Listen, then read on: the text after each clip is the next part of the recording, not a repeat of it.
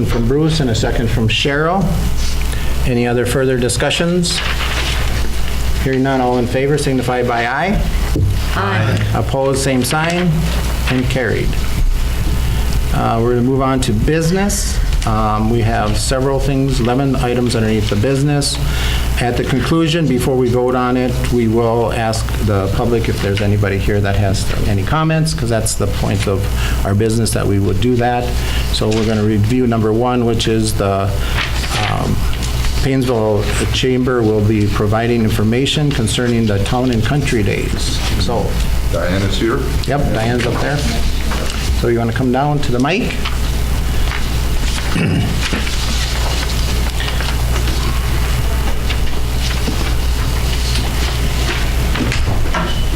Hello, Diane. Hello.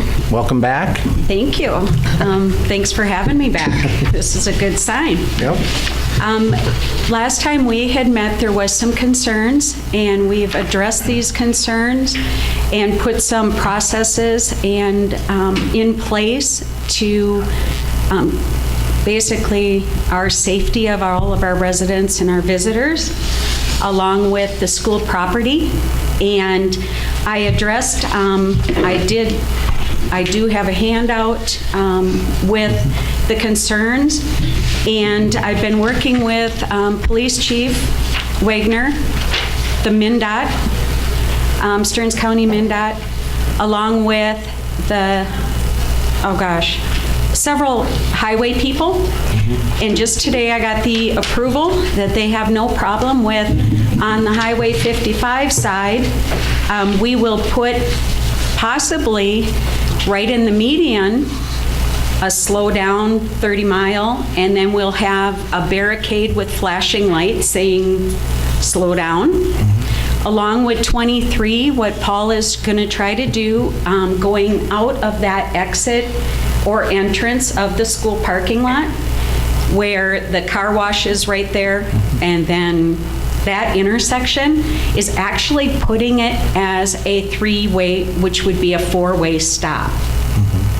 And going towards the credit union, of course, is a barricade with a flashing light that says congestion ahead or pedestrian crossing.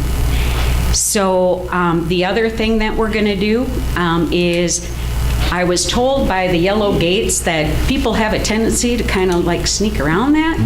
Well, we're going to block that off so that doesn't happen, because we don't want the chance that a car comes around there and thinks they're going to park there or however. So that'll be taken care of.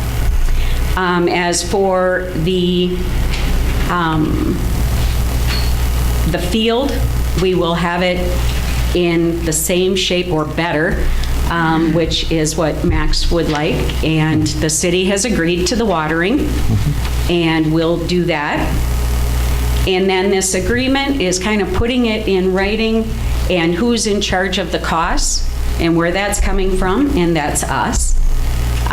Through the sponsorships, the carnival, I have talked to them about it, and we'll have that in our contract between the chamber and them. And the no smoking signs was another concern, because we talked about school property being no smoking. And we are going to be putting signs up all over. And we'll have enough volunteers that will be in bright colored shirts so people know who to ask questions, and we will not have any problem by saying school property, no smoking. The carnival people already know the no smoking. That isn't uncommon for them because they've had it at other school grounds, and that's very common. So those were like the main topic, was safety and the smoking and who's going to pay for any damages.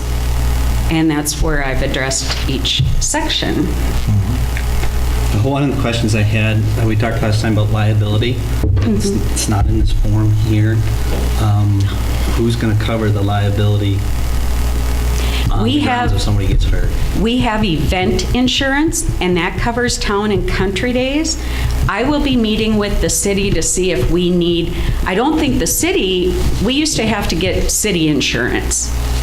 Now, Our Town and Country Days event insurance, we pay quite a bit as through the chamber for 3 large events per year, and that's the Town and Country Days. That's if someone would get hurt. That's if damage is done, not physical like punching holes in the tar or anything like that. However, it's a liability piece. And we would supply that insurance form showing that we would be covered and that the school would be covered. And you're right, I checked on it, but I just didn't put it in here. Good. So I could redo this, add that, and then email it to you, Bob? Yeah, the board is fine with me signing off on this. Yep. Absolutely. I checked on it, I just didn't put it in there. Okay. I have a question about the three-way stop. Right now, it's a two-way stop. Paul says a three-way stop. You mentioned a four-way stop. Well, there's Is it the going to be a stop. four-way? There's the stop that comes out of, you have to stop coming out of the parking lot. Right. And then there's the across the stop street. across Right, it. that's two-way. That's a two-way. It'll be a four-way. It'll be four-way, okay. That's what I want to Yes. clarify. So is this here something that's going to be permanently a 4-way stop or just for this event? Just for this event. Okay, and then there will be obviously some sort of flashing lights or Yes. something that would really indicate that this is something different? So Yep. people would know that this is something different? Yes, because what we'll do is we're going to actually put those flashing lights prior, Yeah, more okay. towards Subway and ours saying, slow down, pedestrian crossing coming up, or congestion coming up. Okay, good. You guys are just being tricky on me. Clarification. Yes. I'm sure there's going to be some learning that we're going to learn, but I just think this is a great idea, though. The concept of us all working together for a community event, that is very important to me. I like this whole idea. And we've all learned from it as we're going, and I appreciate you guys just being open-minded with it. And we have not had written letters, we have not had comments in the negative fashion. It's all been very positive. Good. Well, in the Claudic edition, there's residents down there when we had the fireman deal. They were very happy the way that went out. There was no issues with cars down there, nothing. They're very, very happy, so this works out Good. the way that worked out. Thank you. It says on the map that ambulance and police department will have additional entrance and exit through, access through the yellow gates. But as it sits, you've got games on the road that goes towards the Land Trans building. That would cut that access off. And No, plus- not necessarily. They would still be able to get in because the games are going to be put, so if they literally had to get through there, they can drive right on the grass to get to wherever they would need to. What I was talking about there is opening that gate to be able to let an ambulance in. And I was told by the ambulance drivers and that they must have keys. Yes. Okay. Because otherwise I was going to see who has the keys and make sure they're available, but then I was told that. The fire department has the keys, so Okay. Well, if you, yeah, if you Well- need more keys, just contact us. okay. As long as you don't start selling them. Okay. Thank you.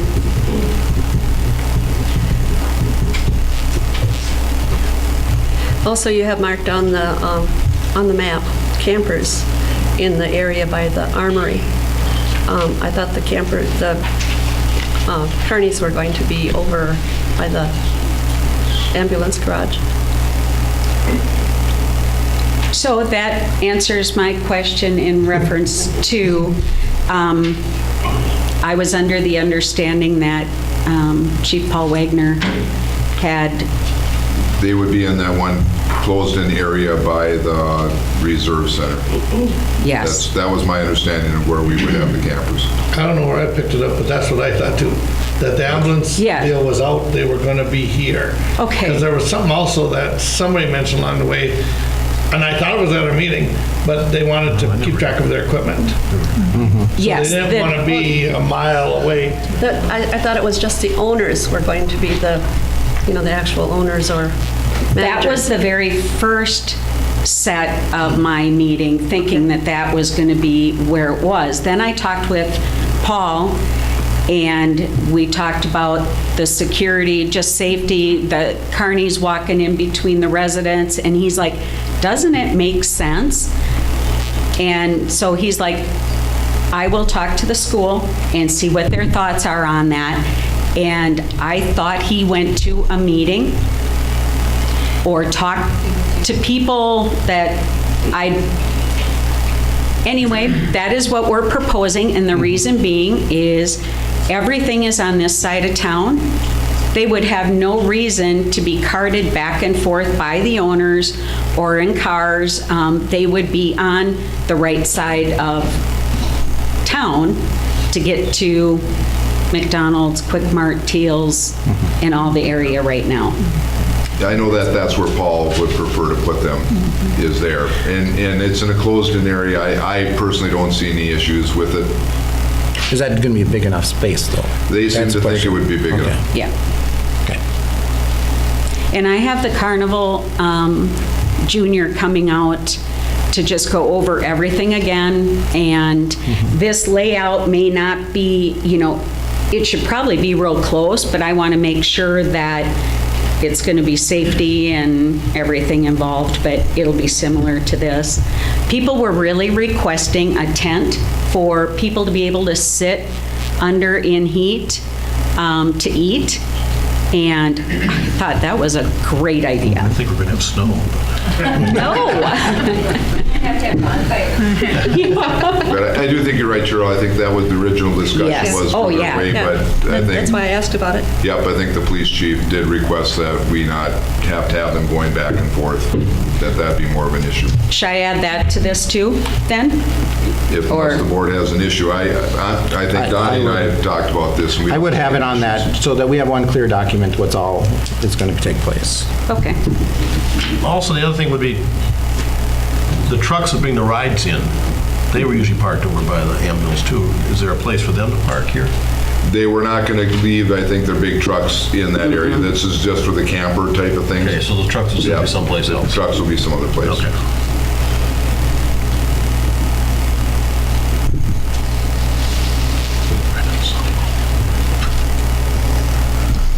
Anything else?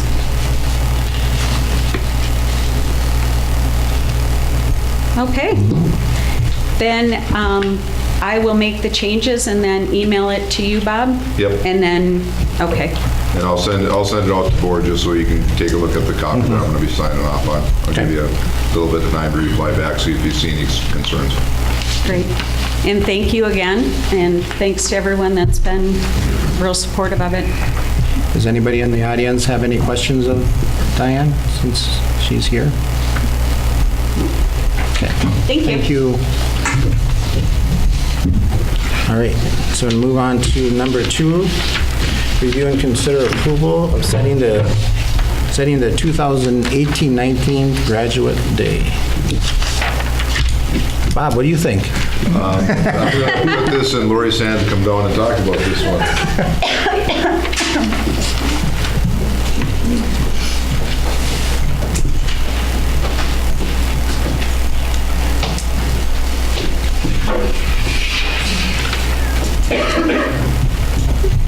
All right. If I did give you the results of the survey, I did have very positive responses from parents having had us asking the question. And also we did have a good majority of our parents respond. So as it looks, we have May 24th, which is Friday of Memorial Day weekend. And then we have May 31st, which is a Friday after Memorial Weekend. And then June 2nd, which is the Sunday after Memorial Weekend, are all tied as far as the number of responses in the data that we collected.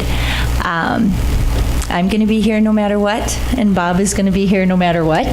So the first one we saw. No, not Bob won't. Most likely, no, but I will be for this one. Oh, But yeah, I do you know won't be here. I do know somebody else that will be here. In the stands, that will be here. The only comment I would have on any of the dates is the dates that are not on Memorial Day weekend. I believe we will have a much better teacher turnout.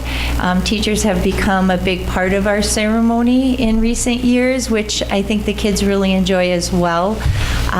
Memorial weekend is a time where a lot of people plan trips, so. So how many surveys did you take?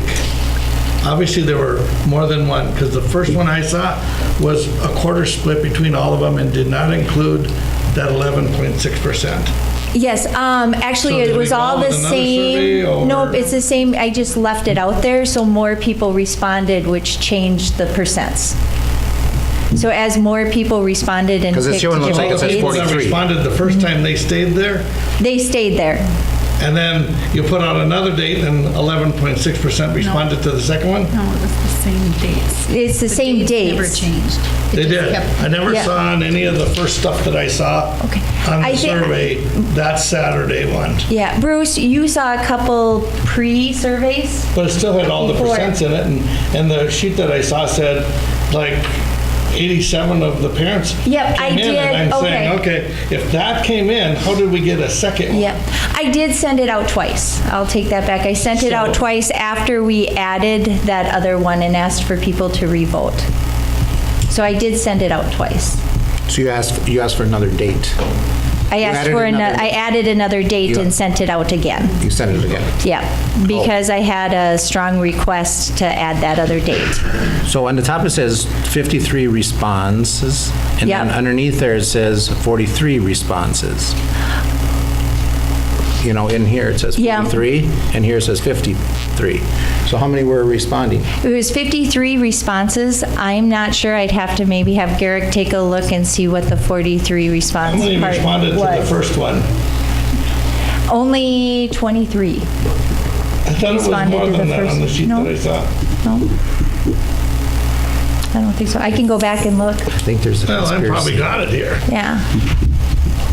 But this is the one I just pulled up today. Fancy computers. This I is thought the it was one I a- just pulled up today. Well, I think it kind of shows that everybody's pretty, On an even keel. that if we, as long as we don't pick the Saturday of Memorial Day weekend, which was 11.6, I think we'll be okay. Yep, We're not going to make everybody happy, no. obviously. I mean, everybody has their preferences.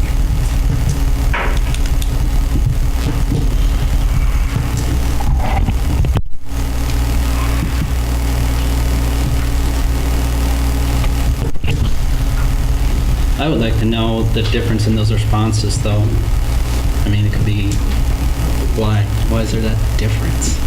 I Are we didn't missing ask some for down here comments. that would change? Yeah, the way I you didn't were ask thinking? for comments. I just put the dates out there. So you're saying 10 of the responses answered nothing?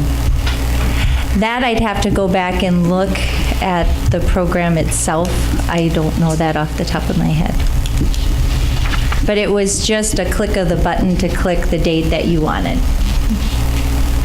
It is possible that some didn't like any of the dates that were Mm-hmm. there. So then that That they- counted as a response? That it's If they didn't- counted They could have as. opened it up but not counted as a response. I'd have to check also on how that Mm-hmm. I just would particular have to survey check the registers. settings Okay. on it. I think, but it does illustrate, you know, just the wide differences of opinion on where, Mm-hmm. you know, the event should be or when it should be. I think it's really just where we want to place it, and I believe people will plan around whatever the date is that we set. I would have much rather had one just come in 100%, but I One did way. not expect that to happen. Well, the one thing we can see from this is Memorial Day weekend, the 3 different dates are the vast majority. Okay? It's over 50%. Memorial Day weekend doesn't seem to be a problem with over 50% of the people. We got no complaints last year, to my knowledge, at least, nobody contacted me with a concern on when we had graduation last year. I think we get the date out early enough that people plan whatever they want to plan around that time frame. And the only other comments that I've heard over that is that if there was a family member that was from out of the community area, that at least that gives them the opportunity to make it there and not to be there. Or another weekend to destroy for Wow. somebody from another. The first one I saw, and I can't find it right now, so I don't know what happened to that first one I saw. It was split 50-50. Yep, For and the that 2 was at the weekends. very beginning. Now, a second survey comes in and it's split up. That's a little bit of an issue with me, first off. But I'll make a motion that we do the Friday of June 31st. What, June Or May 31st? Not June 31st. Excuse me, May 31st. May 31st? Yeah, I'm still, myself, I don't know where the second survey comes from, multiple surveys. I'm not sure you're gonna have the response on those, but not to say that doesn't have any merit, but when would you have sent me the first one? I would have to look, I don't know. After the For some reason, I board don't meeting. find it here. At that time, it was 50-50. 50% of that survey didn't want a Memorial Weekend, 50% did. And I go back to my original comments when I started this whole thing. We hear all over in society, everywhere, holding the family unit together. There are only so many 3-day weekends for families. But I guess you can, but Bruce, I think you can take it the other flip side of it, where that this is a family uniting together. Because I don't care, as a senior, you had senior kids, and you have one this year, your weekends are all consuming of all your friends that have graduation that day. And this is a celebration of their success, and the parents are looking at their success of getting their child to this year. So I don't believe that there's really the weekend that somebody's going to sit here and really argue with us on a day that they really don't want it to have it done. Because at the end of the day, they want their kids to graduate. They were looking for the ceremony, and they want their child to be displayed out there. They'll make it a For all to see. Yes, And they'll make it a priority no Yes. matter what day. yes. Yeah. That's my take on it. I just know, Bruce, I didn't get any concerns in Last year. regards to that. That's all I know. And I did not either. I did. Did you? From people coming to businesses, why would you do that on Memorial Day weekend? A lot of people are getting their Okay. campers out going camping. I kind of agree with what Bruce is saying. I'd rather have it see it on May 31st as well. Yeah, and But I, I don't know, I mean, I had a child graduate, and from the group, I never heard any parents complain. I don't think It's so. Memorial Day weekend. I don't think the parents are going to say anything anyway. Now, they're going to just take what we say. But I remember how many years ago did we start on this weekend? Because it wasn't here at first, I don't believe. yeah, I couldn't tell you that. I'd have to go back and pull the It's calendars. At the most, I think it's 1 or 2. One or two, not very It's many. not any more than that. Yeah. Right, and it never happened on Memorial Weekend. That's because, Sunday before that. that's because the calendar worked out differently than Right. it does right now. And it will shift back. And it will shift. To the point where we wouldn't recommend that either way. It's just all a matter, it's a matter how that calendar shakes out and how we end up with the days and getting them into the school calendar. That's why it is the way it is. Academically processing any of that, I don't think there's an issue with any of the dates. So I think Then I whatever the board graduate- Well, not this year, but I decides. would graduate them a week early if there was no thing with processing. A week earlier than what the 24th is? Yeah, well, for some reason nowadays you have It might 3 days cause to more process the issues. grades. We didn't usually do Yeah. that before. Give these kids a shot at getting out and getting the job right away. But it wasn't a choice. Correct. And I would not have recommended it, so. I think years ago, when my first 3 graduated, it was always at night. I don't know, it must have been Friday night. I think there were reasons why it was changed to Sunday for safety reasons. Yes. Kids not going out after dark and partying because they just graduated. Sunday seemed to maybe stifle a little bit of that. More people had their graduation parties on Sunday afternoon after the graduation. I think that was a part of what went into the decision, because I was one who fought for Sunday years ago, when it was not on Sunday. Right. Mr. Janata did share that with me as far as why it was on a Sunday, because I had never seen that before coming here, and it was due to safety reasons of hoping to help students make good choices. There's a minor concern. May 31st of 2019 is a possible snow makeup day.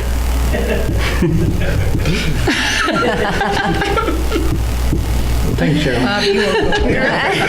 Just thought I'd mention it. But there wouldn't be a problem because the ceremony would be in the evening, so we would be able to do both. The way it's going this year, you may not be able to graduate until July. Did Bruce make a motion? Yeah, Are we- Bruce There's a has a motion on the floor. table. What was it now? May 31st. May 31st, Friday, so it'd be an evening ceremony.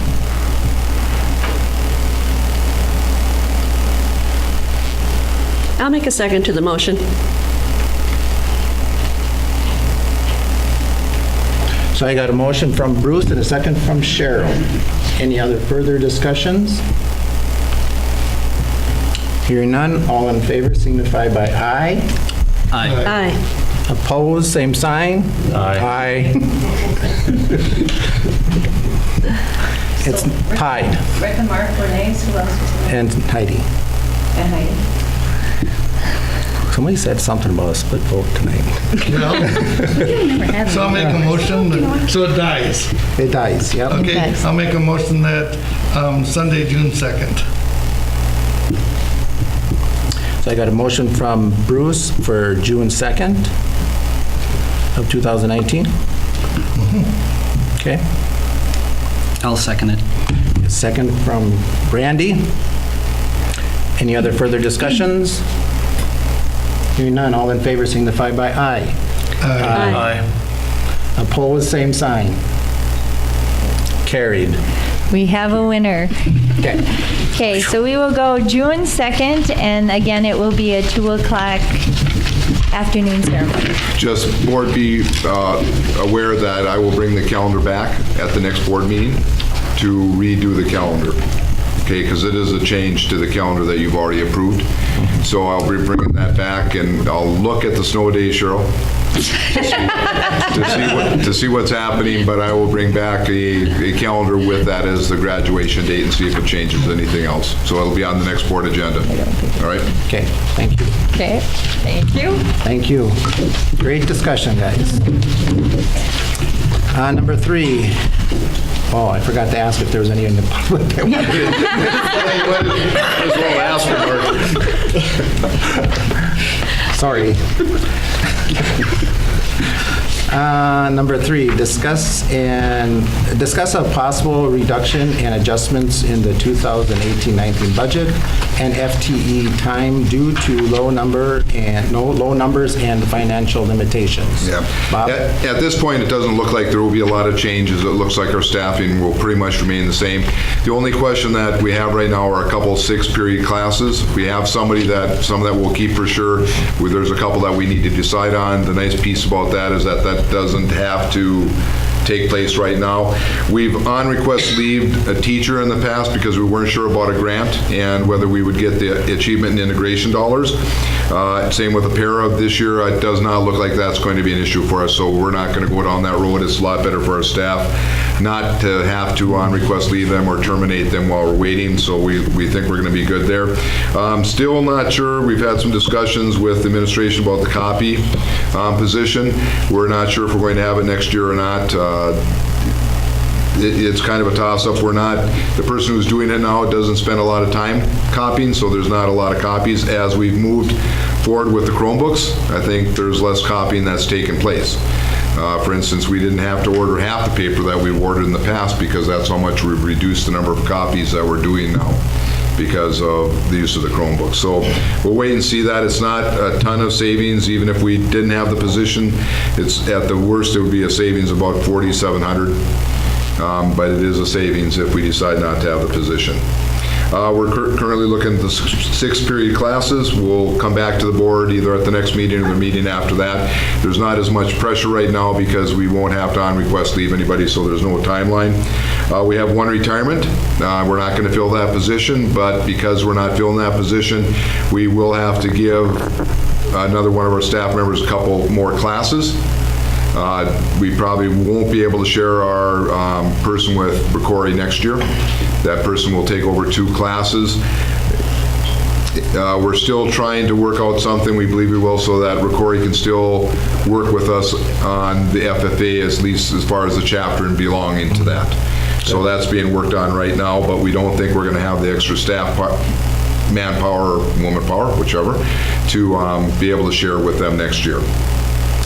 We'll have to add a little bit of paratime to cover some of that too, but there will be a cost savings that will come back to the district by not bringing that person back or filling that position for the next year. We're down about 2.5 students from the 923 projection, so we're a little bit down, but we're still pretty close to where we were. The good news is that we think our kindergarten class might be the biggest we've seen in quite a while. So we're hopeful right now. We'll have kindergarten roundup here. When is that, David? April 18th. April 18th, and we're hoping to have those numbers a little bit more finalized, but right now it's really looking good, and Dave may mention that. I'll be setting up a finance committee meeting to go over things as the budget gets sorted out, so we'll have that, and then it'll come to the board, and we'll start to finalize that particular piece. So that's all I have right now. We're still working on the budget, so more to come. Okay, thank you. All right. Any comments from the board? Good news about the kindergarten. Yes. class. And the bibs haven't even taken effect yet. We only got a few years and the bibs will take effect. Maybe it's the beginning of a new era. A lot of other young kids coming in. Well, and I know I'll hex it if I mention a number, but we are looking at, low 80s. So Okay. Oh, wow. that's a lot bigger. I mean, we were much lower this year. We were in the 50s, high 50s, so we're excited with this Yeah, news. good place to be. Yep. Great. All right. Number 4, review and consider approval of the Pledge of Allegiance policy 531. We've had this policy. There's not a lot of changes. I picked this policy because it hadn't been renewed or looked at for a while. It was 2003 is the last time we looked at this, but there really aren't any changes. It gives us the option to say the pledge once a week. I think that's what the high school does, if I'm not mistaken, Lori. And the elementary school, they do in their classrooms, I believe, every day. And middle school does it every day. And middle school does it every day. So this allows us to continue what we've already been doing. Good. So I'm just going to recommend that we approve this policy. Move to approve. We approve I'll second them. Pledge of Allegiance policy. Okay, I got a motion from Bruce and a second from Cheryl. Any other further discussions? Anybody in the public? All in favor signify by aye. Aye. Opposed, same sign, and carried. Number 5, review and consider approval of changing our food service meal charge policy number from policy 280 to policy 234. When our policy was put in place, MSBA did not have a policy to cover it. All right, they do now. So we've tried to keep all our numbering systems in place to match the MSBA ones. I would recommend that we just change it. We're not doing anything with the policy other than matching the number. So it would change from 580 to 534 to match MSBA's policy number. I'll make a motion. I'll second. I got a motion from Heidi and second from Rick. Any other further discussions? Hearing none, all in favor signify by aye. Aye. Opposed, same sign, and carried. All right. Review and consider approval the internet acceptability use and safety policy 524. Gary will come up. And Jonah. And Jonah? Yeah, and Jonah's All here. right. Double teaming you guys.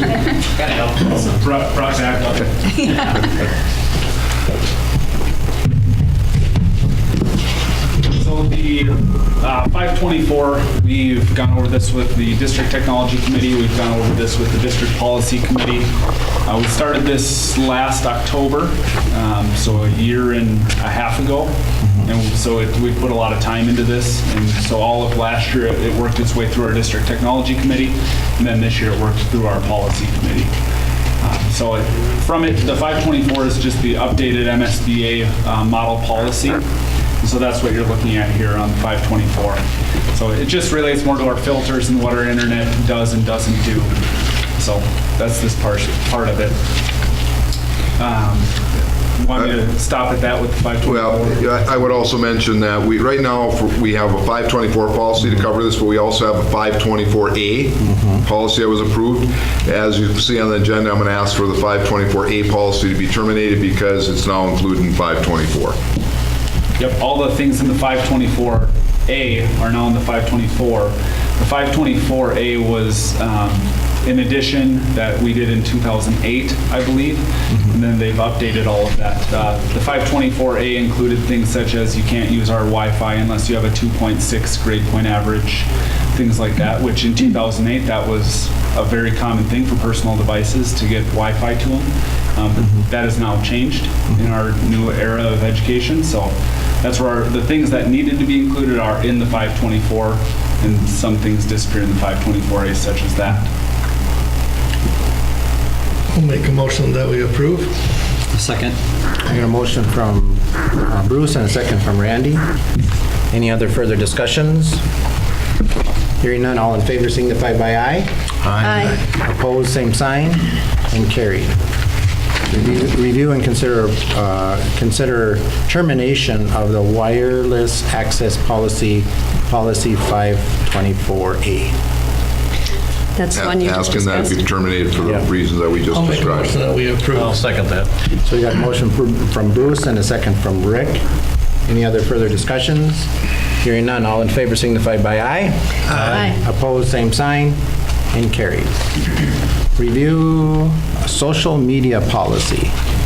Yep, so again, the social media policy, we started this the same time we did the 524, the acceptable use policy. Acceptable use policies don't include things related to social media in any way, shape, or form. They're different.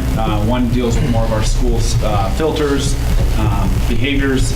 The social media policy, what that includes is more of what teachers can and can't post, more of guidelines for helping them make the right decisions, and including our students on that.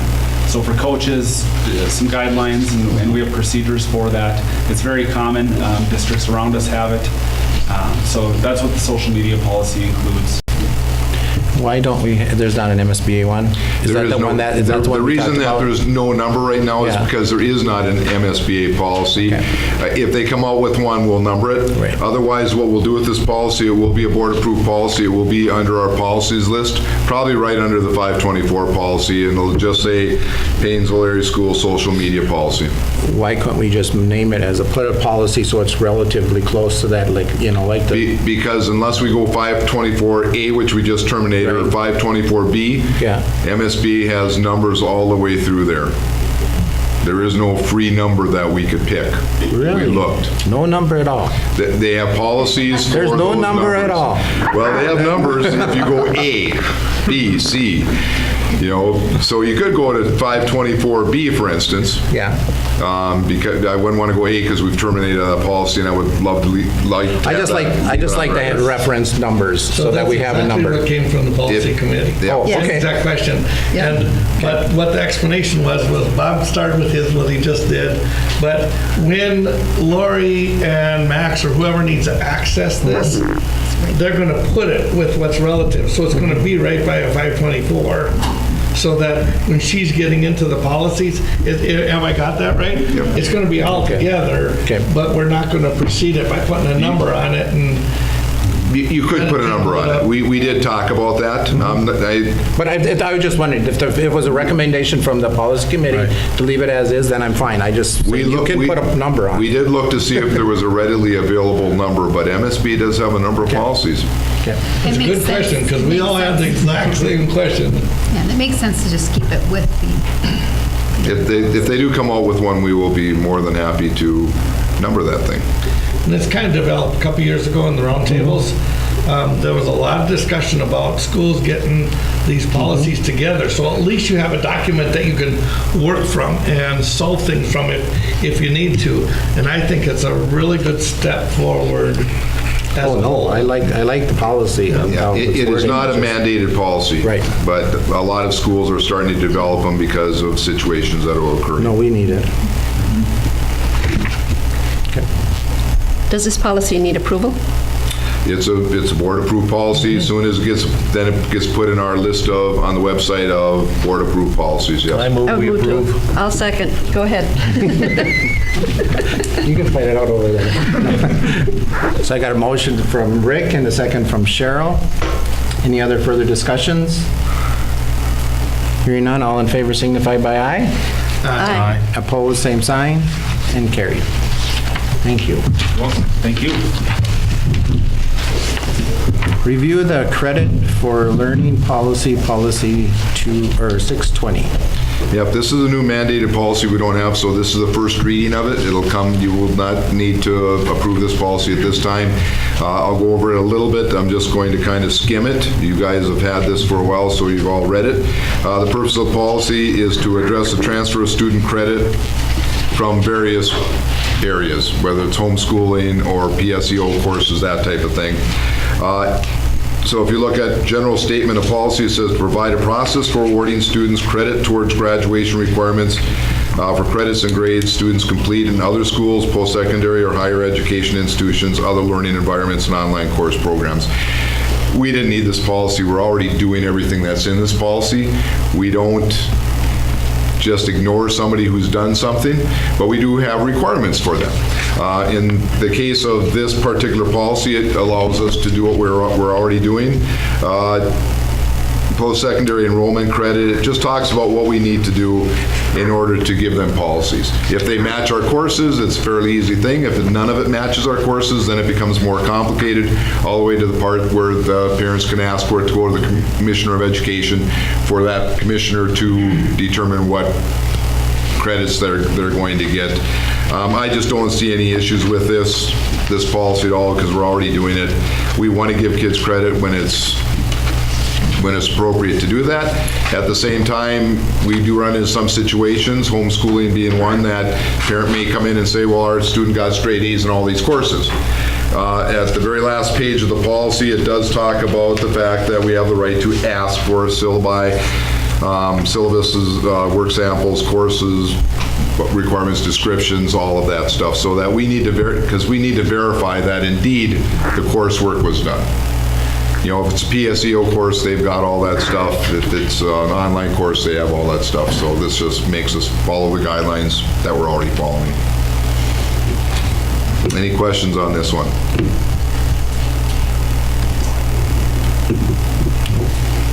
So first reading.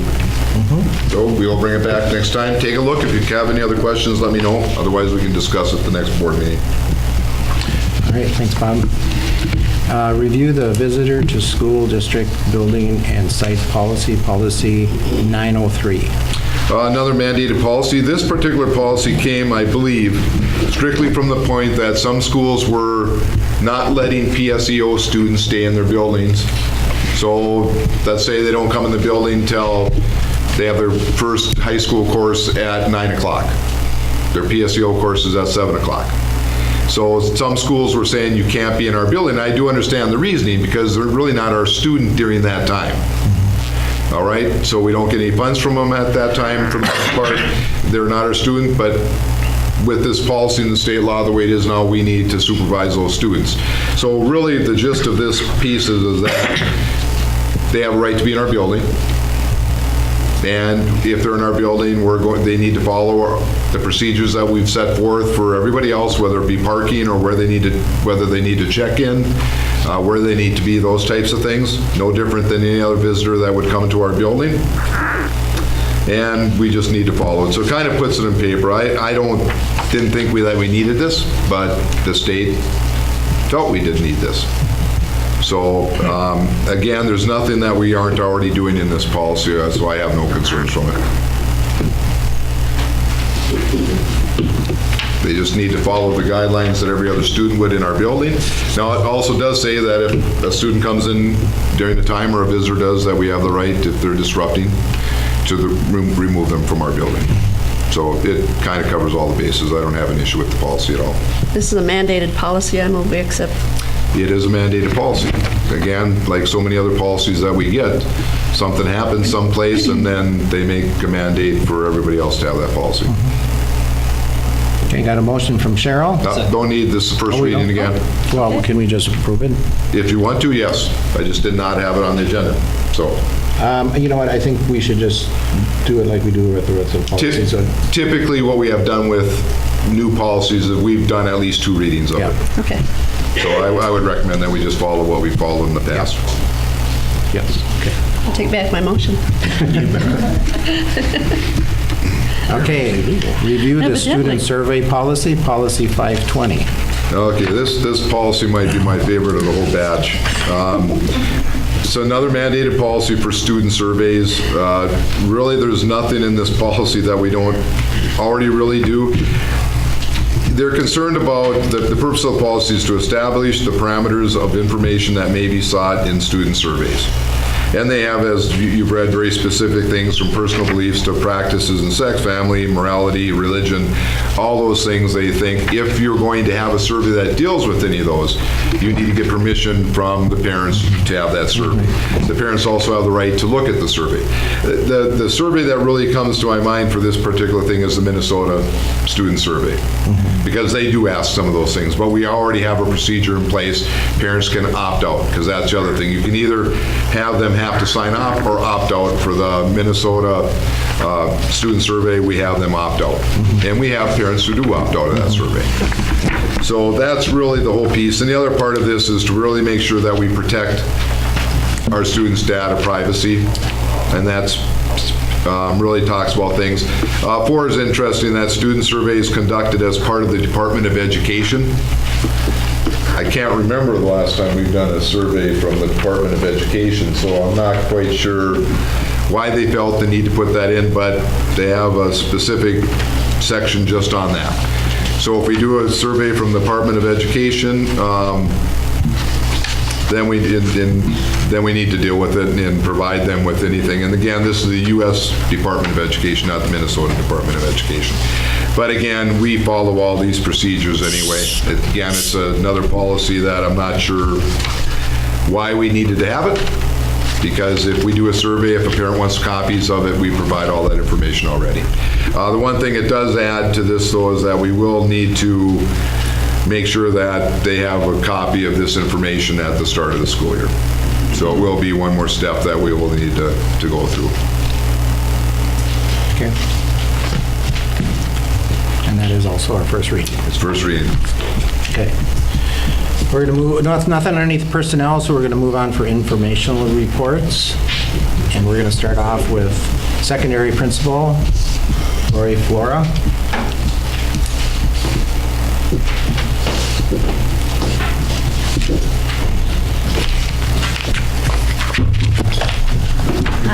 You bringing back that survey? Just my notes underneath. Although I did. It did not involve any of those things that were Yeah. listed on our survey, and you haven't approved it yet, so. Although I did look up the data table, and we were right in the fact of the 53 responses is the number of people that opened it, and there were people that did not respond to any of the choices. So I did look that up while we were doing other things. Going on in our building, one big talk within our admin team over in this building is the transition of our offices.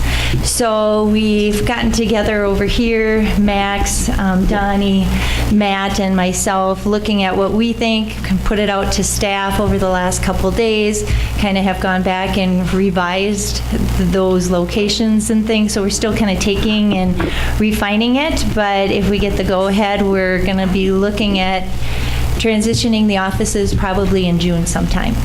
So the school office will go down to the middle school, and community ed and student services will be over in our current school office. One question that was brought up is our student parking. So we'll be kind of looking at that question as far as how we'll deal with that and the buzzing in and things. So that was one has come to light that we need to answer. We started testing today, and hats off to our technology team, Garrett and Jonah. We had no issues with our state testing on the Chromebooks for the first time. The kids worked really hard. It was our middle school reading test that we gave today. Theron has invited, or did invite, the U of M jazz band that came down. Dean Sorensen, who happens to be my cousin, or my husband's cousin, did a great job, had an opportunity to play with our kids, practiced with our kids, performed. It was a really nice night and fundraiser for our students. Our middle school will be putting on John Lennon and Me. Wednesday will be their first performance for the school, and then they'll have performances Friday and Saturday, so they're looking forward to a good play. Our high school, our physics, and our POE classes went out to our solar field here in town and had a real nice visit with one of the Geronimo representatives, engineers out on that field, and kind of how it all works and what makes it go. So that was a great opportunity for our students. Our ACT we did give earlier, and we appreciate the American Legion for letting us use their facility to give that test, because there's regulations that we can't fulfill here in our building. So they allow us to utilize theirs. So we appreciate their help. And our band and choir had their large group competition this week, and our band got 2 superiors, and our choir got 3 superiors, and our treble choir got 2 superiors. So they did a really good job within that performance. So any questions that you might have for me? Moving forward. Thank you, Lori. And I am off to a prom meeting. Our next one is elementary school principal, David Orline. They already had their problem. Well, that's awful. That's early. It's on the front page of the Sun. Wow. Quite often they have a decision. Good evening. Good evening. I was thrown off a little bit. You guys are on opposite sides tonight. Okay, well, we've got some really exciting things going on at the elementary. We have a newly formed playground committee. I'm not sure if I had mentioned that. Maybe at the last board meeting I might have mentioned it. So we have met a number of times, and we've met with some representatives from some playground companies, and we have kind of defined our process, our goal, our vision. We wrote a grant through the Community Foundation, and right now we are going to do a color run at the elementary school on May 25th, and it's going to be for all students pre-K through 5, and we're working with area businesses. We have the letter finished, all put in envelopes. We're going to be sending letters out to all the businesses in Paynesville, and then kind of explaining the process, and then a week later, somebody from our committee will visit that business, and we have a 3-tiered donation system that we're looking at. And so we have a really neat mix of parents and staff who are just working really hard, and we're excited for the color run. We want to make it an annual event, and this year we thought we would start with at the elementary and do it on a Friday and do it on our grounds. And so we've got most of the details all worked out already. I sent a save the date flyer to families last week, and so just excited to raise some money for the playground, and it's going to be done in a couple phases, and we have a commitment from the school district and just different entities that we're working on, so we're really excited about that. Like Bob said, kindergarten roundup, it's actually the 19th and 20th, not the 18th, 19th. We're having it about 5 weeks later than we usually do, and one of the reasons was because when we had it in early March, we had a number of families who just weren't sure.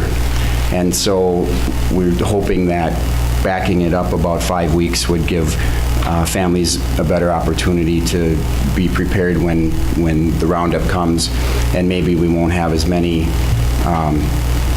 not sures, and that would make things a little more accurate. Last year, we sent out, I think, 67 or 65 invitations for kindergarten roundup, and we ended up with 50-some students. Typically, the number of invitations we send and the number of students were about 80% accuracy. This year, we did send out 87 invitations, and we have 81 students that are scheduled. And so we really went through it with a fine-tooth comb this year, and so we know who is, not sending or is homeschooling or in another district.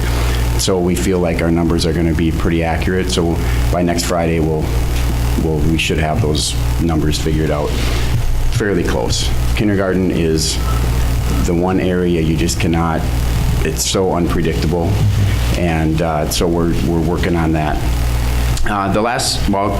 Another thing that we're really excited about is a grant that Jen Wers and some other staff members wrote. It's for a youth mental health first aid. And it's a large grant. We were awarded almost $19,000. And I don't want to talk too much about it. Jen Wers is going to be at the next board meeting. But it involves educating, having trainings for community and staff on working with students, with youth, and identifying mental health issues and offering assistance that way. So I'll let her speak to that when she's here. We're still waiting for the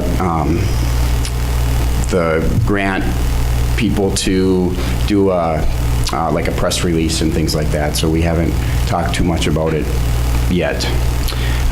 The last thing that we are really pumped about at the elementary is we kind of, about 2 months ago, I was at Cold Spring Elementary for a meeting, and we were getting a tour and things like that, and they were talking about a program where they offer students some elective classes at the elementary level, 3rd through 5th, and so I thought that was a good idea. And about a month ago, I had the Cold Spring Elementary principal and one of his teachers came and talked to my staff about it, and we were really excited, and so we have been working on that. So right now, we have 3rd, 4th, and 5th. So 3rd grade will be on their own, 4th and 5th will be combined, and we are going to offer electives, and they're going to be starting May 1st, and it'll be they'll meet 8 times, a half-hour piece. We've got it worked into the schedule, and teachers and community members, and we're starting small now, but we're hoping that this will grow next year. But we're going to offer students classes that are interesting to them and give them a choice in some of their learning. And we're also going to have staff that are teaching things that they're passionate about. And so we've created the class form, and I have teachers that are filling in the class they want to teach, a description of the class, the number of students, and then we have a category, and the category is career exploration, hobby, performance, or wellness. And so it has to fall in one of those. And so, for example, Colin Wolf is going to be teaching a class called Tinkercad, and that's designing 3D objects, and that he'll teach that session. Mrs. Maher is going to be teaching a class on building positive relationships. I'm going to teach a class on baseball statistics, and we're going to do predicting and learn all about that process. And so we're just really excited and really fired up. Teachers are doing this because they want to, and it's something that they're passionate about. They're not getting paid extra for it. And so far for this spring, we have worked it into our power half-hour time. And so we just made this live today, and it's just the classroom teachers right now, and we've already got like 9 classes that are going to be offered. When we get this done, then then the students will sign up through Google Docs, and we have a maximum number of students, so when that class is full, then that registration will close, and then they'll have to choose something else. So what we're hoping to do next year is build it into our schedule, and we would offer it like maybe 3 times a year for like a 5-week session. And you come in and you do that, and then you take a break, and then we would offer another session, and the teacher could teach the same class to a different group of students, or we cycle through that. So really excited about it, and I'll let you know how it goes in May. It's going to be fun. So Sounds fun. any questions for me? Yeah, certainly kindergarten, David.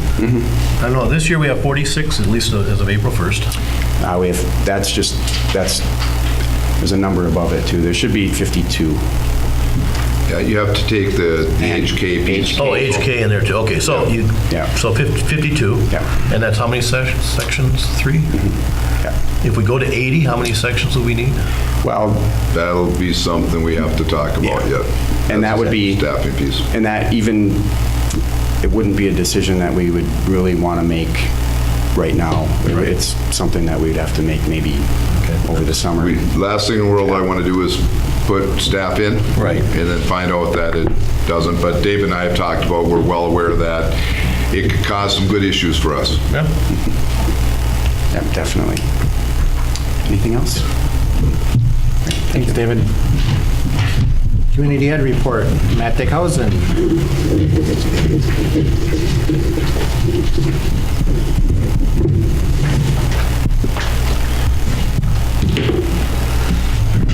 Good evening.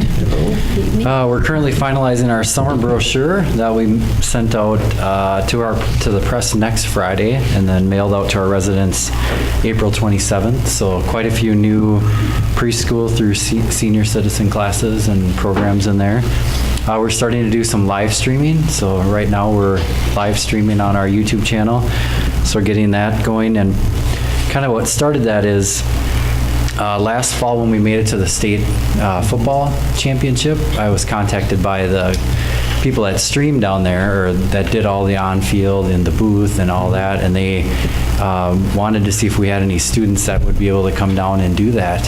And we didn't have anybody trained or anybody utilizing that. So I was talking to the individual, and he said, yeah, you don't even have to make it there as your team. If they do, it's even better. We had Eric Johnson in the booth there last year for the game.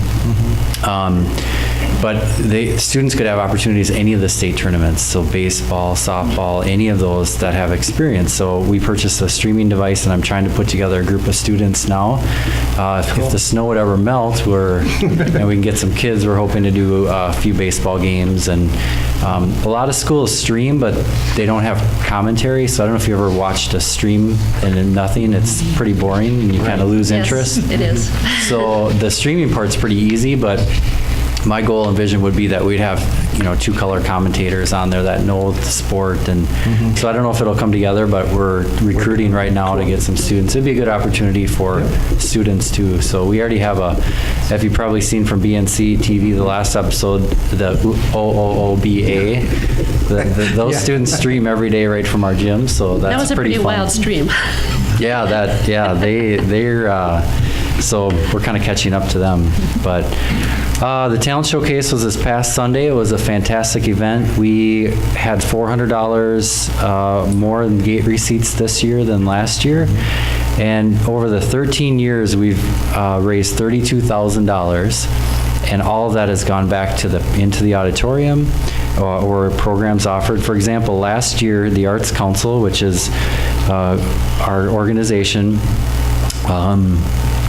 We bought a new CD player for the auditorium. We subsidized the Wilmer Symphony concert that came. We bought new auditorium speakers, and we bought new auditorium staging, a 50% grant.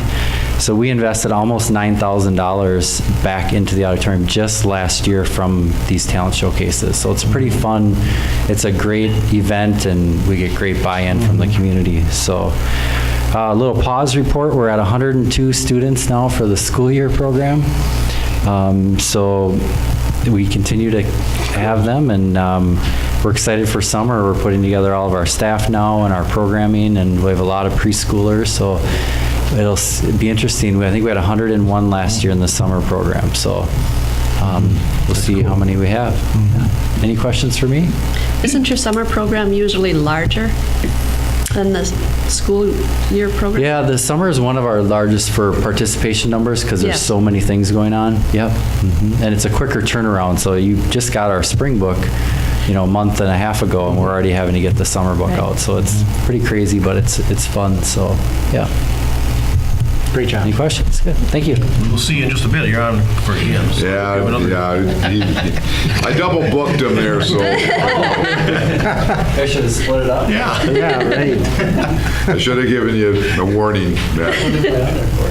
No, it's on You the just one had that I to sign it sent twice. originally. We correct this one. Oh, okay. So I double booked you. Activities Director, Dean of Students Report, Max Maher. Well, it's been only a couple weeks since I reported last.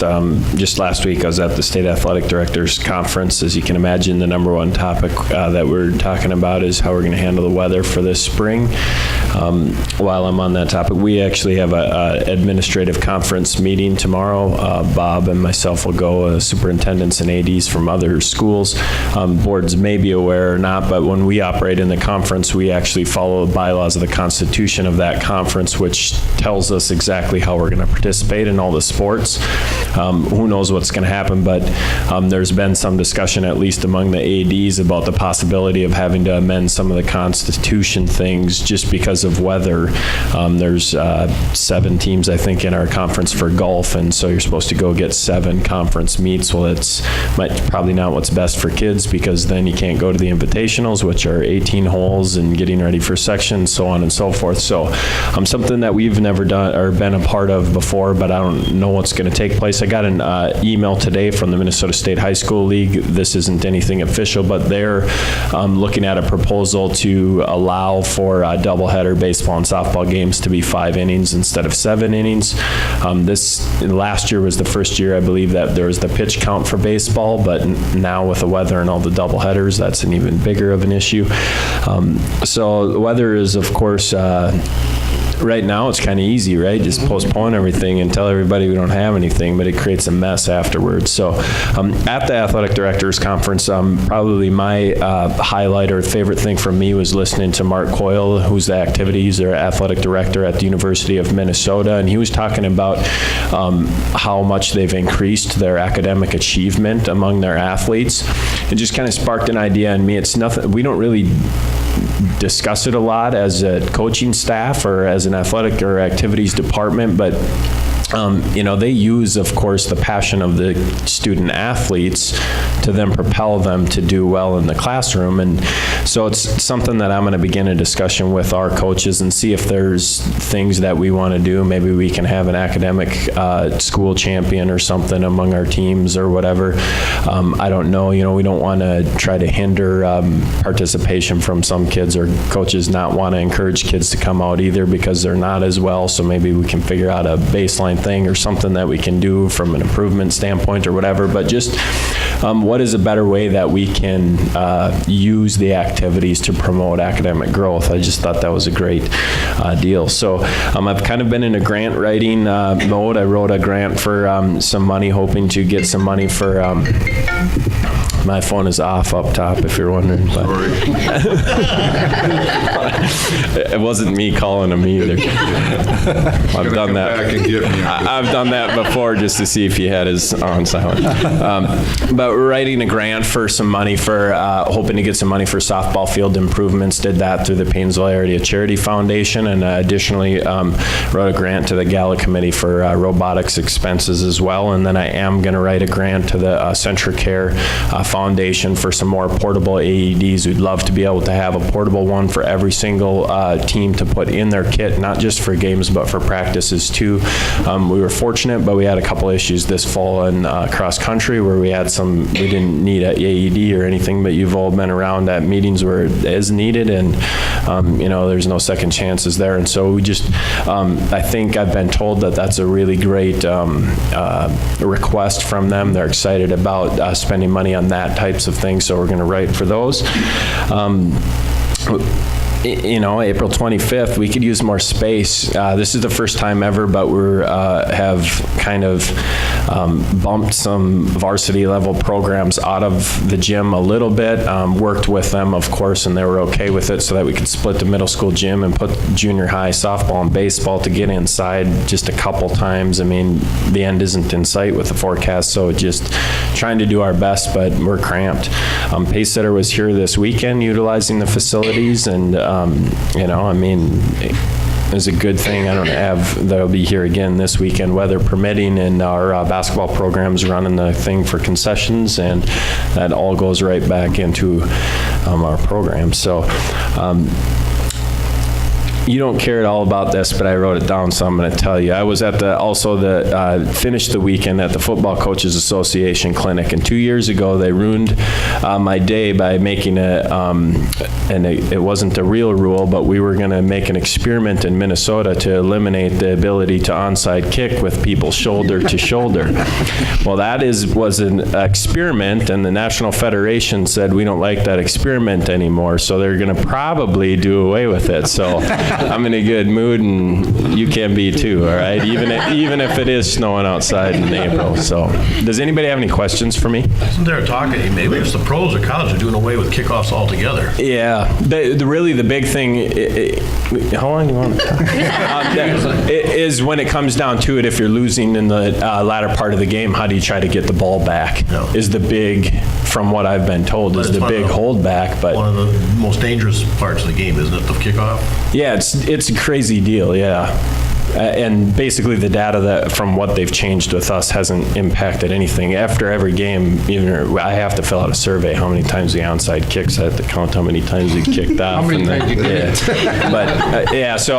But the data hasn't shown any improvement because, you're running from, you could have two guys shoulder to shoulder running 40 yards running into somebody.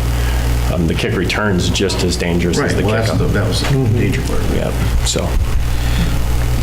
Any other questions? No. Thank you. Buildings and Grounds, Donnie Mayer.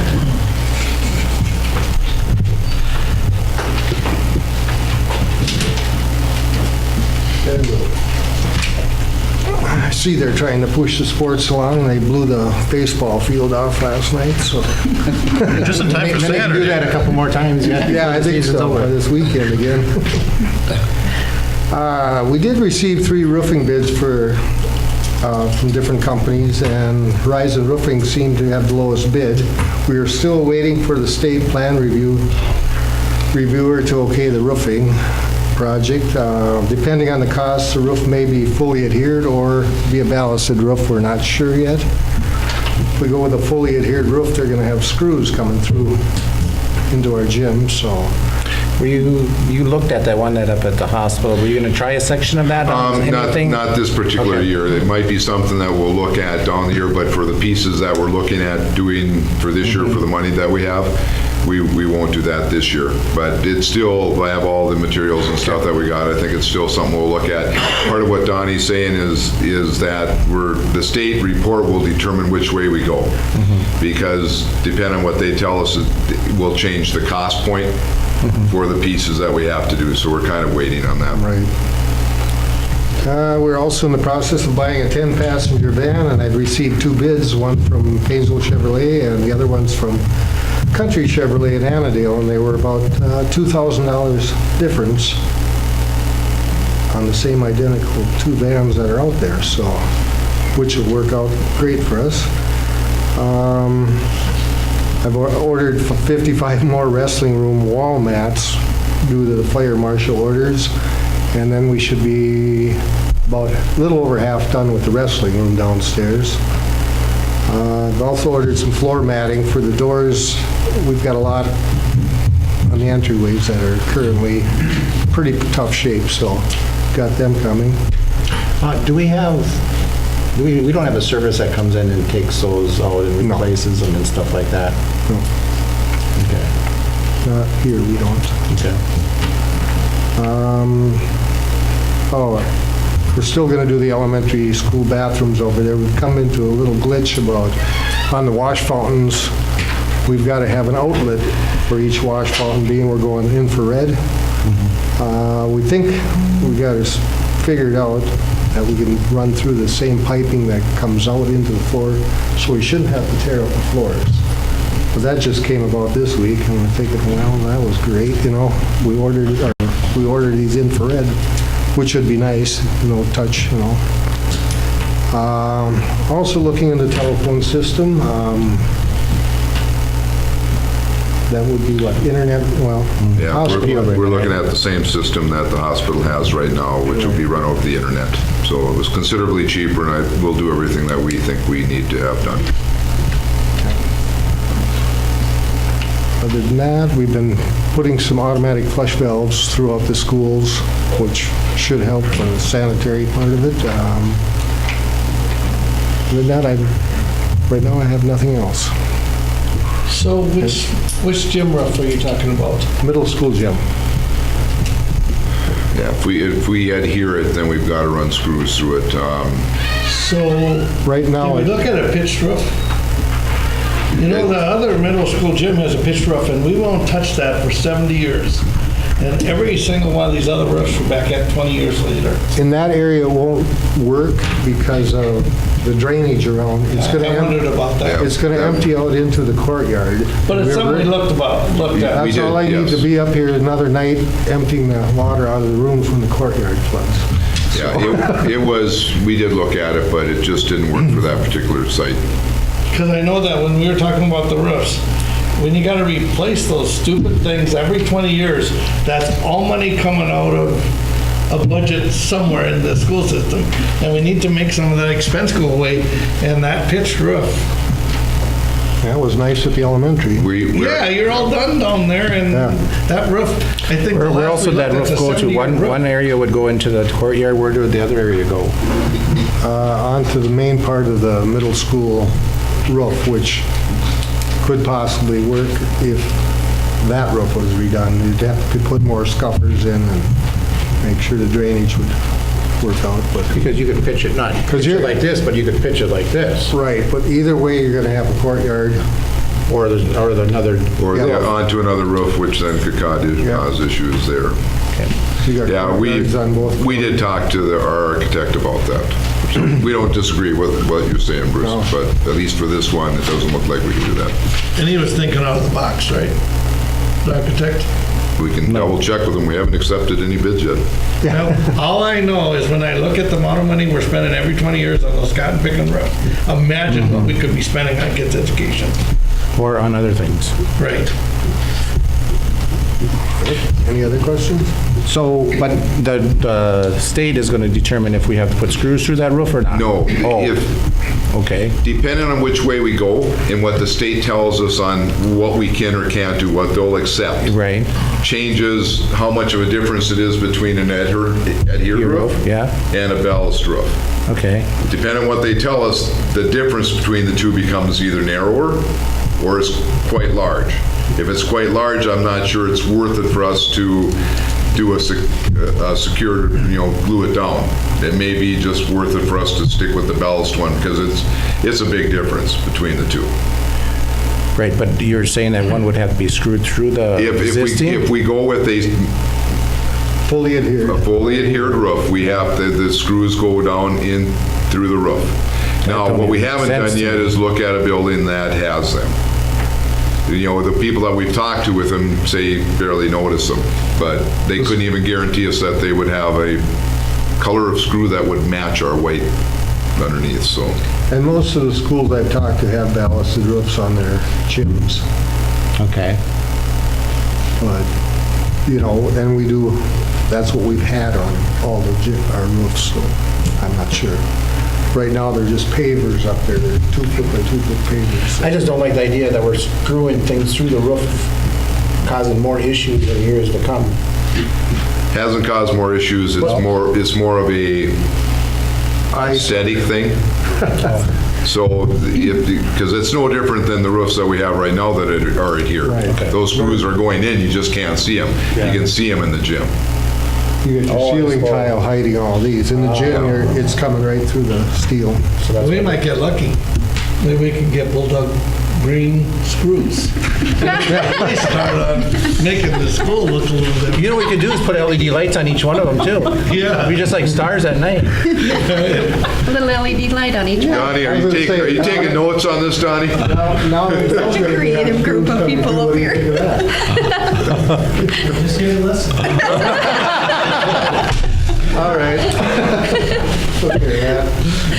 We will take all those suggestions under consideration. Spray it on. Spray it on. In the meantime, anything else for Donnie? Thanks, Donnie, for everything. All right, district staffing development, Heidi Riley.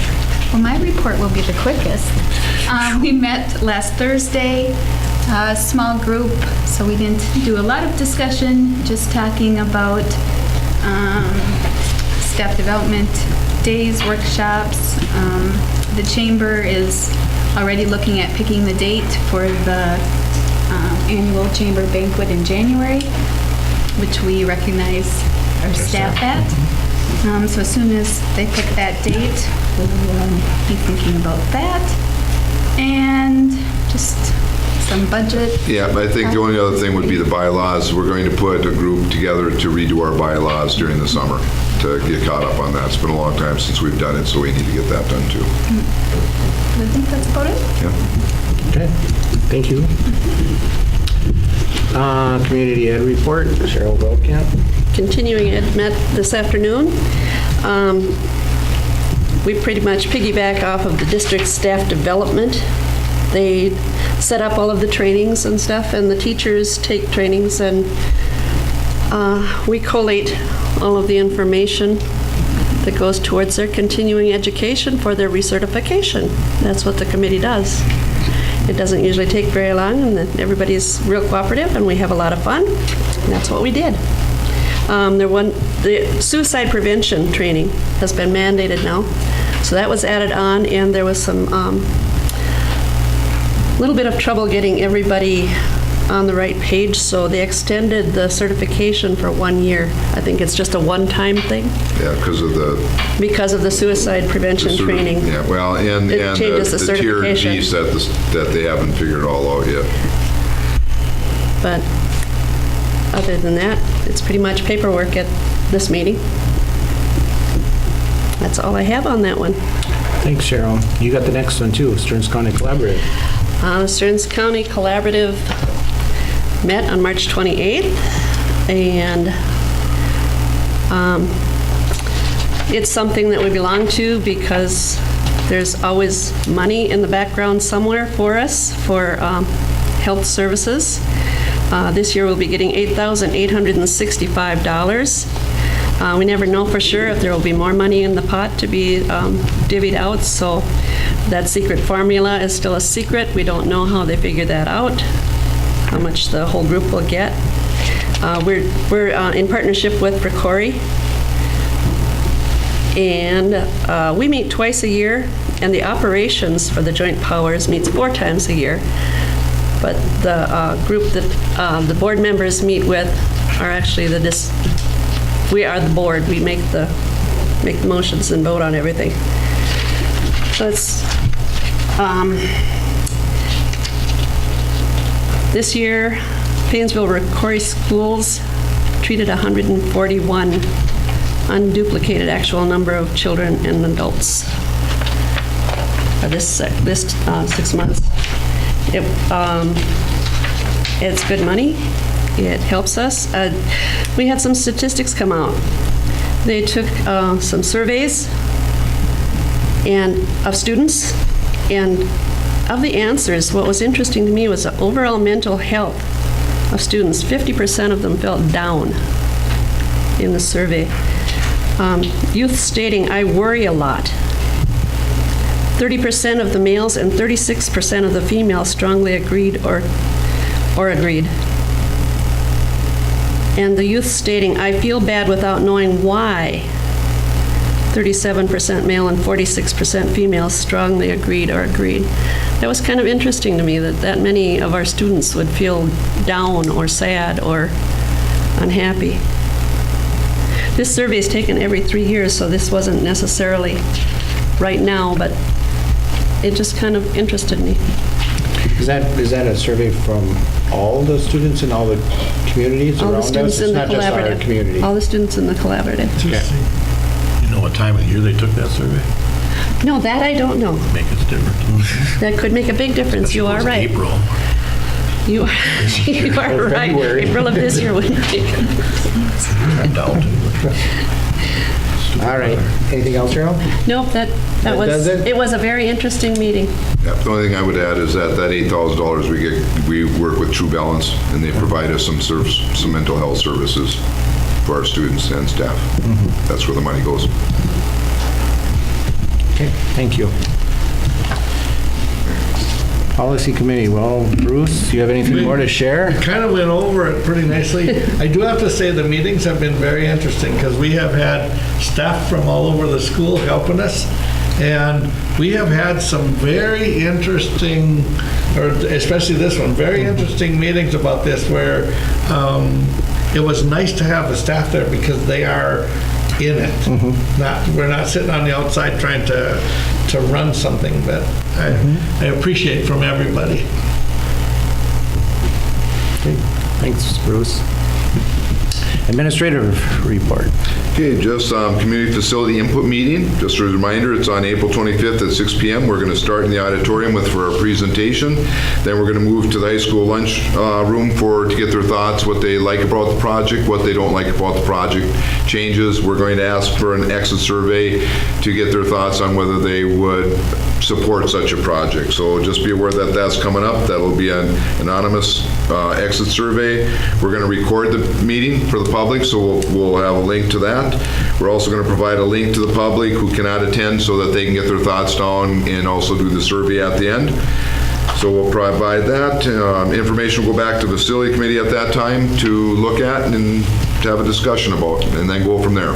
Eventually, the facility committee would make a recommendation one way or another to the board, and then the board would have to either approve or not approve whatever that recommendation is. So we're a long ways from still settling this, but on April 25th, that'll move us down the road a little bit further. Could we do a live stream on that too, Matt? We thought about that, but we kind of want to be able to edit. We need to multiple camera angles. Okay. Yeah. I just- Actual, instead of having it all on the screen, get the actual stuff and everything. We did discuss, we just thought we'd be able to do a better job on recording it. Yep. No, that's fine. I was For the just- public. Because there'll also be close-ups as far as charts and everything else on that, so that'd be a little bit harder to do. So, but yeah, we did discuss. Good. So that's coming up anyway. That's again on April 25th at 6 p.m. Safety meeting on April 5th went really well. We had about 20 people there. Had a lot of good discussion, and they brought a lot of thoughts. I think I had 3 pages of notes. I think Lori, you had, or she's gone now, but a couple of good sheets on that. So we're going to put a committee together to review and update our emergency plan. That will include the people that we think need to be on there to help, whether they're community or staff. Just be aware that the Gala group is going to meet on April 19th to discuss how we're going to be able to use that money that we got from the Gala. That'd be the $110,000, and we also asked some questions at our last meeting about how we might use the $600,000 So that's going to be discussed at that particular piece. Randy and Bruce have kind of been the ones that have led on that. I'm going to ask for either one or two board members. If it's all right with the board, I'm just going to continue. It's not a set committee. Next year, you may decide to make that a committee and have actually assign somebody, at least for now. If it's okay with the board, I'd like to keep working with Bruce and Randy because they've kind of been involved in this particular piece, if it's all right with Bruce and Randy. I'm okay with it, with the rest of the board. Everybody else okay? So I'll either put two members on the committee, two board members, or one, depending on what the Gala team would also like us to do. So that, anyway, that's coming up on April 19th, 5:30. So if you would put that down, both of you at least clear your agenda or your calendar for that. Be aware that next meeting, I'm going to bring your hiring guidelines back to the board. If you remember, and I talked with a number of you about this just to remind you, a while back, before I came, the board approved hiring guidelines. You all know my philosophy on guidelines, in that they should not be board approved. That has not changed. So I am going to come back to the board at that meeting, and I'm going to ask you to terminate the board-approved hiring guidelines. I will, at the same meeting, bring hiring procedures back to the board that we will follow, but I will not ask for the board to approve. That allows us to adjust those pieces. For instance, we have a 100-point system that works well for our licensed staff, but we've had to kind of cram it into a square box, even though it's a round peg, because we didn't differentiate for a number of things. Our procedures will differentiate for all of our groups. For the most part, all of the procedures and everything will remain as is, but there will be procedures versus board approved. So just be aware it's coming. If you have any questions on that, give me a call. Be glad to discuss, or we can discuss it at the board meeting also. So be aware that that is going to come. As I've talked a little bit about enrollment, we're about 6.5 students down from the start of the year, but only about 2.5 students from what I projected. So we're in the ballpark. We've stayed there. We were a little bit ahead of the game, and then we've had just a few people transfer out to other places just recently, and that knocked those numbers down just a little bit. Our achievement integration plan has been approved by MD now. Remember, I mentioned to the board I had to rewrite it because we didn't meet our goals. They've approved it. I don't see any reason why they won't approve my agenda that goes with it. Along with that, we're going to bring a speaker in on how to work with our students in poverty. So that'll be on, if it goes the way I'm hoping, November 21st, we're going to bring a speaker in to talk with our staff. I'm also going to be inviting other schools if they want to send somebody to that. So they call it frameworks, working with frameworks of poverty, and also working with reading, because that's now are going to be focused for our integration plan. So I'm excited. I think it'll be a really nice workshop for our staff. And then the last thing I have is just to give you a little bit of an update on our solar garden. You know, we're supposed to be saving money. When you look at October, November, December, January, in those 4 months, we'll have saved almost $5,000, $4,885 from what we'd have paid if we did not belong to that. So that's just in 4 months. Cool. So I'm glad I'm coming back to you and telling you we save money instead of spending more money. So I'm happy. But that's what I have. Any questions for me? Any other board sharing information? And just remember, Lou is not here tonight. So we can't adjourn. We have to stay. We're here for the We'll night. have to stay till Lou shows up. I know. Oh, I won't let Lou down. Motion to adjourn. Second. And a motion from Heidi and a second from Rick. Any other further discussions? Hearing none, all in favor, signify by aye. Aye. Opposed, same sign, and carried.